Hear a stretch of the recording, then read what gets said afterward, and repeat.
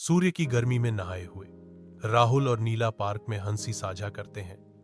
उनकी खुशी क्षण भर के लिए उनके आसपास की दुनिया को रोक देती है। नीला की हंसी फीकी पड़ने पर हवा बदल जाती है। उसका भाव अचानक ठंडी दृढ़ता के साथ कठोर हो जाता है। नीला के यह कहने पर खुशी गायब हो जाती है। राहुल, मुझे लगता है कि हमारे लिए शादी करना संभव नहीं है। राहुल जम जाता है। उसकी आंखें पीड़ा की एक मौन चीख को दर्शाती हैं, क्योंकि उसके शब्दों का भार उसे कुचल देता है। बिना कुछ कहे राहुल उठ जाता है।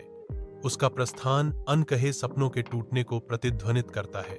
सुबह की नरम चमक में नीला बैठी है। उसका चेहरा दुख और आशंका का कैनवास बना हुआ है। धूप अंदर आ रही है, फिर भी उसकी आंखों में परछाइयां मंडरा रही हैं, क्योंकि वह विचारों में खोई हुई है। उसके भीतर एक तूफान उठ रहा है। यह खबर उसे झकझोर देती है। राहुल कैंसर से पीड़ित था और अब नहीं रहा।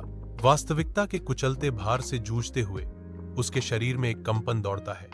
उसका शरीर उसके सदमे को धोखा दे रहा है।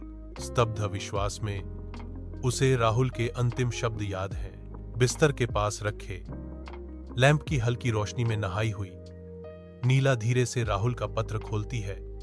उसकी उंगलियां भावनाओं से कांप रही हैं। नाजुक कागज और फीकी स्याही समय और अनकहे प्यार की कहानियां फुसफुसाते हैं। हर परिचित शब्द उसके दिल को छेदता है।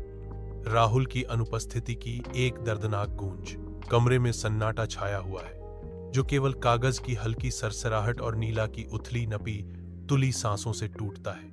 राहुल ने पत्र में लिखा कि वह हमेशा नीला को खुश देखना चाहता था और अपनी बीमारी के बारे में बताकर उसे दुखी नहीं करना चाहता था। राहुल के बलिदान का भार उस पर पड़ता है, जो उसके अटूट प्रेम का मार्मिक अनुस्मारक है।